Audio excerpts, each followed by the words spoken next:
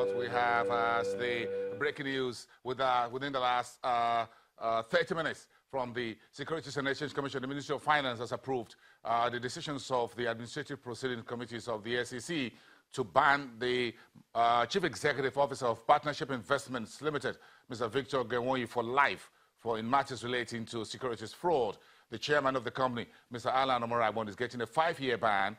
They are also going to cough out a certain amount of money, as well as 5 other directors of Partnership Investments Securities and Partnership Securities Limited are also banned for 5 years. They will not be taking part in any capital market activities for that period, but the CEO is getting a life ban. This is the decisions of the APC that has now been approved and confirmed and signed off on by the Ministry of Finance. Today, this morning as well, the Ministry of Finance with the Finance Minister Kemi Adeosun is inaugurating the board of the Investment and Securities Tribunal.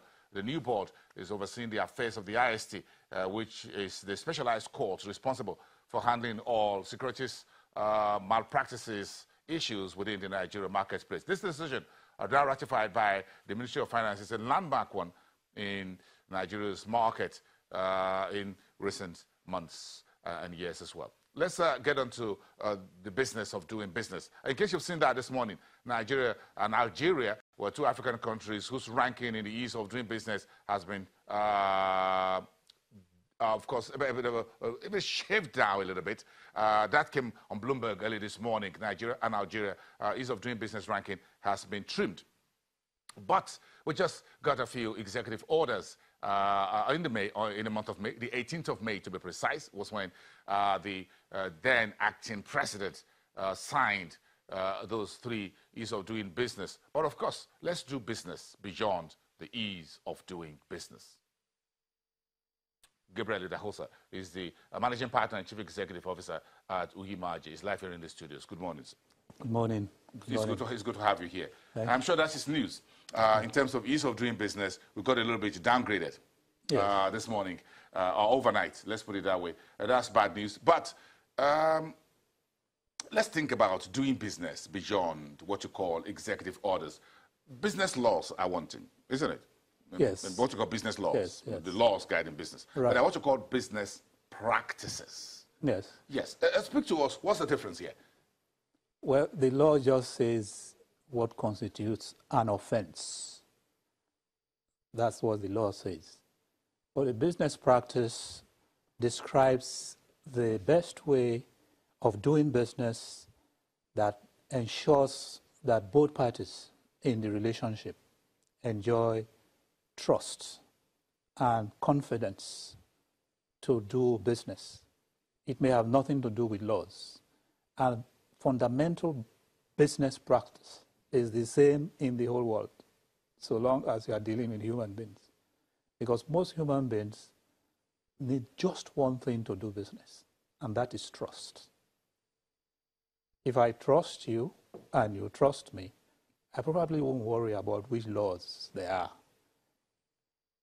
So fundamentally, it's about practice that is based on trust. That is business practice. That is business practice that is sustainable in any country. So you don't have to go to a country and find out which laws are there for me to avoid or not to avoid. Which laws are there that I can maneuver in the course of doing business. But if I go there with the intention that I will be trustworthy and that I will find people that trust me, people whose word is their bond, then that is practice that is sustainable anywhere. Let me going to ask you this because you into managing consulting, you do tax, you do audit, advisory services, and with age as well. Where do you think the biggest problem is for Nigeria? Is it lack of or absence of enough business laws and laws guiding doing business? Or is it the effectiveness of these laws? Or we have just poor business practices as individuals and corporate entities? Well, business practices will survive if they are sustainable because they are based on trust, not because you have very tough laws. Because you can always break laws if you try hard enough. you can always break laws.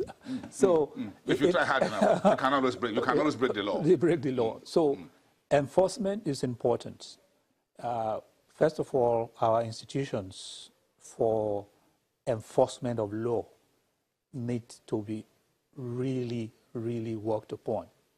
Because if you want to break a law and you find that it is very difficult or very expensive to break that law, then you don't want to worry to break the law.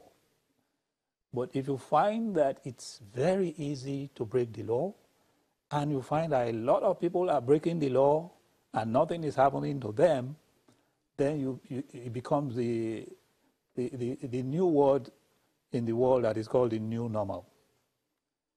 So that's something new to say that there's a new normal.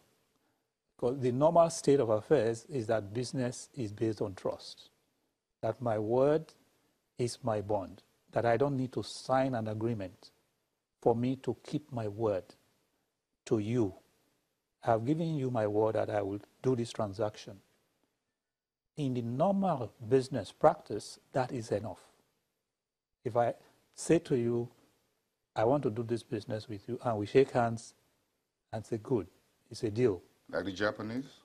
Precisely. that is enough for even a 50-year business to be sustained. If both parties keep that single point of their word is their bond, they may not need to sign an agreement for a 50-year transaction.